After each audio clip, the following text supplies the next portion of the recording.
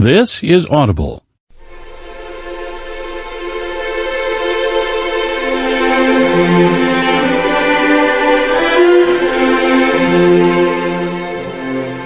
Brilliance Audio presents the unabridged recording of Jurassic Park by Michael Crichton, performed by Scott Brick.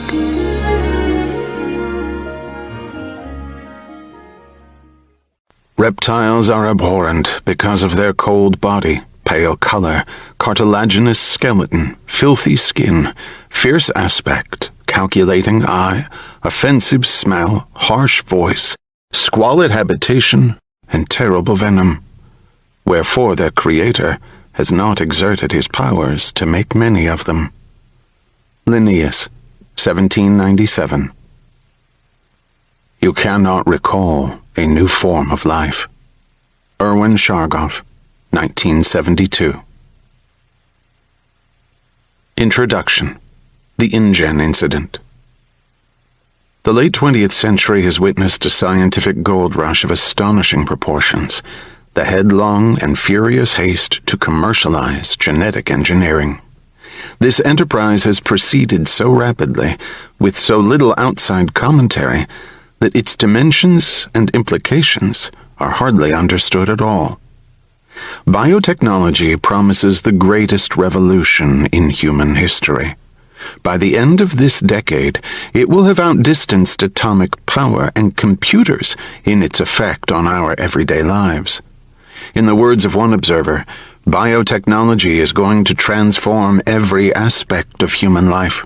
Our medical care, our food, our health, our entertainment, our very bodies.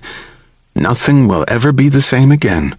It's literally going to change the face of the planet. But the biotechnology revolution differs in three important respects from past scientific transformations. First, it is broad-based. America entered the atomic age through the work of a single research institution at Los Alamos. It entered the computer age through the efforts of about a dozen companies. But biotechnology research is now carried out in more than 2,000 laboratories in America alone. 500 corporations spend $5 billion a year on this technology. Second, much of the research is thoughtless or frivolous. Efforts to engineer paler trout for better visibility in the stream, square trees for easier lumbering, and injectable scent cells so you'll always smell of your favorite perfume may seem like a joke, but they are not. Indeed, the fact that biotechnology can be applied to the industries traditionally subject to the vagaries of fashion, such as cosmetics and leisure activities, heightens concern about the whimsical use of this powerful new technology. Third, the work is uncontrolled. No one supervises it.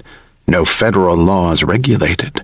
There is no coherent government policy in America or anywhere else in the world. And because the products of biotechnology range from drugs to farm crops to artificial snow, an intelligent policy is difficult. But most disturbing is the fact that no watchdogs are found among scientists themselves. It is remarkable that nearly every scientist in genetics research is also engaged in the commerce of biotechnology.